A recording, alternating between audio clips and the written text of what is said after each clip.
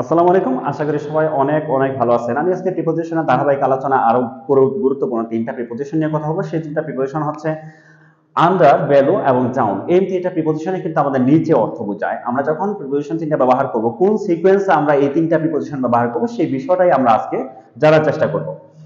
Under, below এবং down এই তিনটা প্রিপোজিশন আমাদের নিচে অর্থ দেয়, এবং যখন আমরা একটা পজিশন দেখেন স্পেস দিয়ে নিচে যখন বোঝাবে কোনো কিছু, তাহলে সেই ক্ষেত্রে আমরা ব্যবহার করব আন্ডার। এবং একটা জিনিস মনে রাখবেন, আন্ডারের ক্ষেত্রে কিন্তু কভার করার বিষয়টা একটু জড়িত। কারণ দেখেন, যখন আমরা ছাতার নিচে আসি, হ্যাঁ থাকি, তখন কিন্তু অবশ্যই আমরা কি যে ছাতাটা কি করে থাকে আমাদের কভার করে থাকে। আমি যদি বলি the cat was under the sofa, তারপর দেখেন সোফার নিচে কিন্তু ক্যাটটা অবস্থান করতেছে, এবং দেখেন এই সোফাটা কিন্তু তাকে কি করে আছে, তাকে কিন্তু কভার করে আছে, ঢেকে আছে। তাহলে সেই ক্ষেত্রে সেই পজিশনটাতে আমরা কি ব্যবহার করব, ওভার ব্যবহার করব। এবং দেখেন সেটা অবশ্যই স্পেস দিয়ে কি হবে, নিচে। এখন দেখেন এই রেড মার্কারটা থেকে কিন্তু ব্ল্যাক মার্কারটা নিচে, এবং দেখুন এটা কিন্তু অবশ্যই মাঝখানে কি আছে, স্পেস রয়ে গেছে। তাহলে সেই পজিশনটা আমরা ব্যবহার করব আন্ডার। বেলো ব্যবহার করব কখন? বেলোটা হচ্ছে যখন একই সমতল অবস্থিতি যখন আমরা একটা থেকে আরেকটা নিচে বুঝাবো, তখন সেখানে আমরা আন্ডার ব্যবহার বা বেলো ব্যবহার করবো। যেমন দেখেন যে এখন একই সমতলে যখন এই রেড মার্কারটা থেকে কিন্তু ব্ল্যাক মার্কারটা নিচে, তাহলে সেই পজিশনটাতে কিন্তু আমরা ব্যবহার করব বেলো। তার মানে দেখেন এই লাইনটা থেকে, এই ফার্স্ট লাইনটা থেকে সেকেন্ড লাইনটা কিন্তু অবশ্যই নিচে অবস্থিত। এবং দেখেন এটা এরকম না যে একটা এই লাইনটা ফার্স্ট লাইনটার উপরে অবস্থিত, এরকম না। আন্ডার অর্থ বুঝতেছি কি আমরা, সেটা ডিরেক্ট নিচে, এবং দেখেন ডিরেক্ট নিচে অবস্থিত, এবং দেখেন সেটা অবশ্যই কি কভার করা বিষয়টা থাকে।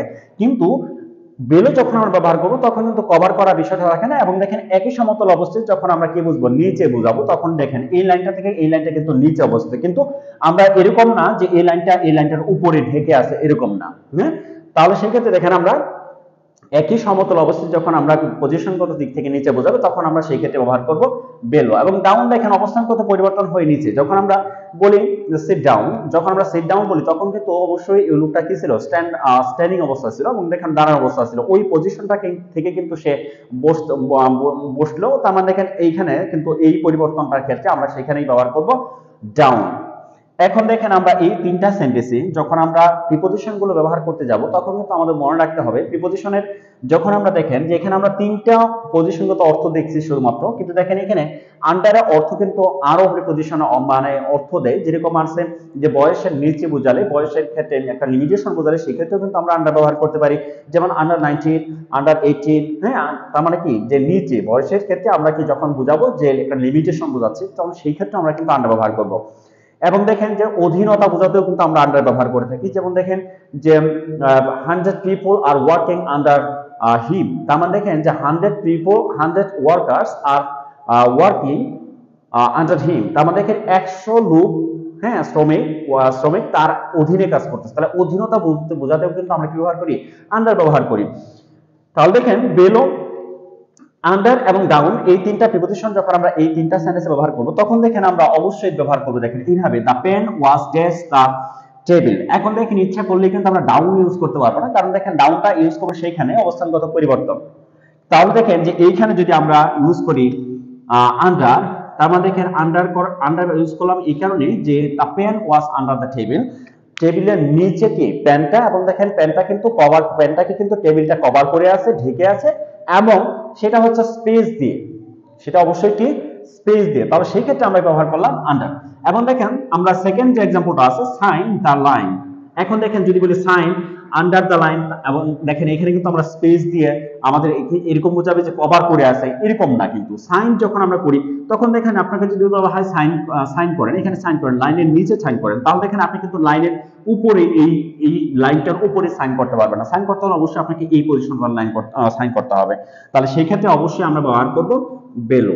এইখানে আসবে আমাদের below, sign below the line, তার মানে কি লাইনের নিচে সাইনটা করেন। তার মানে দেখেন অবশ্যই একই সমতল অবস্থিত, এবং দেখেন পজিশনগত দিক থেকে নিচে বোঝানো হচ্ছে। সেকেন্ড যে আছে, থার্ড যে এক্সাম্পলটা আছে, হি ফেল, হ্যাঁ dash from the building, say building থেকে পড়ে গেছিল। তার মানে দেখেন সে বিল্ডিং এর অবশ্যই উপরে ছিল বা বিল্ডিং এ ছিল। তার মানে দেখেন একটা পজিশনগত পরিবর্তন হচ্ছে, এবং দেখেন একটা পজিশন থেকে সে কিন্তু ফেল ডাউন করছে, তার মানে দেখেন পড়ে গেছে। তার মানে দেখেন অবশ্যই আমরা কি করব, এখানে fail fail down from the building. এখন দেখেন অনেকের কাছে মনে হতে পারে তাহলে এইখানে ফ্রমটা কেন? ফ্রমটা বুঝি আমরা যে হতে থেকে চেয়ে এরকম যখন অর্থ দিবে, বাংলা বিভক্তির সাথে কিন্তু প্রিপোজিশনের সুন্দর একটা কম্বিনেশন রয়েছে। যারা বাংলা বিভক্তি অনেকটা বাংলা বিভক্তি যদি দিয়ে কেউ যদি প্রিপোজিশন বোঝার চেষ্টা করে তাহলে কিন্তু ওটা অনেকটা ইজি হয়ে যায়। কারণ এ ও তে এই প্রিপোজিশন গুলো কিন্তু আমাদের যে বাংলা বিভক্তি থেকে আমরা ব্যবহার করি বাংলা ব্যাকরণে। এবং দেখেন ইংলিশে কিন্তু এই এ ও তে অর্থগুলো দেয় কিন্তু ইন এবং এট। যেমন আছে ষষ্ঠী বিভক্তি র এ, তাহলে সপ্তমী বিভক্তি হচ্ছে এ ও তে, এটা দিবে কে? ইন এবং এট। ষষ্ঠী বিভক্তি হচ্ছে র এ, এটা দিবে আমাদের অফ। এবং হতে থেকে চেয়ে, জানি আমরা হতে থেকে চেয়ে, এটা গিয়ে হচ্ছে আমাদের যে পঞ্চম বিভক্তি, তার মানে এখানে এটা কি দিবে আমাদের? ফ্রম দিবে, এটা ফ্রম অথবা দেন দিবে। এবং দ্বারা যে কর্তৃক, যেটা আমরা বলি তৃতীয় বিভক্তি, সেটা দিবে আমাদের অবশ্যই সেটা দিবে আমাদের বাই এবং উইথ, এই দুইটা প্রিপোজিশন দিবে। এবং যদি বলি কেড়ে, চতুর্থ বিভক্তি যেটা আমরা ব্যবহার করি বাংলা ব্যাকরণে, সেটা হচ্ছে কি আমাদের জন্য, ফর অর্থ দিবে। তাহলে এইভাবে যদি বাংলা বিভক্তির সাথে যদি আমরা প্রিপোজিশন গুলো ব্যবহার করি, তাহলে আমাদের যখন আমরা সেন্টেন্সে ইউজ করব বা সেন্টেন্স মিনিংটা আমরা যখন ধরার চেষ্টা করব, it will be easier than any other technique. এটা অন্য টেকনিকের চাইতে অনেকটাই কিন্তু কি হবে? অনেকটাই সহজ হবে। তো বাংলা বিভক্তি দিয়ে প্রিপোজিশন বোঝার চেষ্টা করলে তাহলে এটা অনেকটাই সহজ হবে এই টেকনিকগুলোর চাইতে।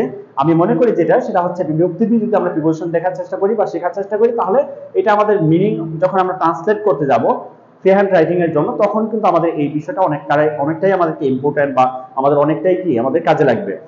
নেক্সট ক্লাসে অন্য কোনো টপিক নিয়ে দেখা হবে। সেই পর্যন্ত সবাই ভালো থাকেন, সুস্থ থাকেন। আল্লাহ।